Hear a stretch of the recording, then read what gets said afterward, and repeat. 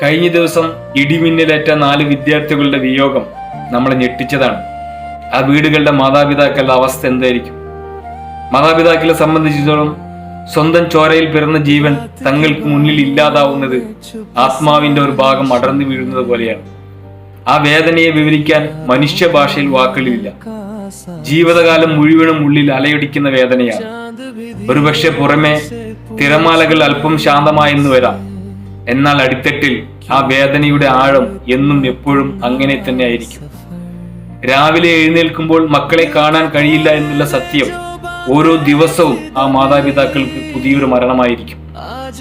എന്തുകൊണ്ട് എന്റെ കുട്ടി എന്നുള്ള ചോദ്യം അവരുടെ ഉള്ളിൽ ആവർത്തിച്ച് കേൾക്കാം. മക്കൾക്ക് കൊടുക്കാൻ കഴിയാതെ പോയ സ്നേഹത്തെക്കുറിച്ചും കേൾക്കാൻ കഴിയാതെ പോയ മക്കളുടെ ആഗ്രഹങ്ങളെ കുറിച്ചുമുള്ള ചിന്തകൾ ആ മാതാപിതാക്കളെ എന്നും വേട്ടയാടും. സ്നേഹവും കരുതലും വാത്സല്യം കൊണ്ട് നെയ്തു കൂട്ടിയ അവരുടെ പ്രതീക്ഷയും സ്വപ്നങ്ങളും തകർന്ന് തരിപ്പണമാകും. ചിരിയും കുസൃതിയിലും കേട്ടിരുന്ന ആ വീടിന്റെ ഓരോ കോണിലും പിന്നീട് മൗനത്തിന്റെ ശവപ്പറമ്പായി മാറും. അതൊരു വല്ലാത്ത അവസ്ഥയാണ്. ഒന്ന് ആലോചിച്ച് നോക്കി.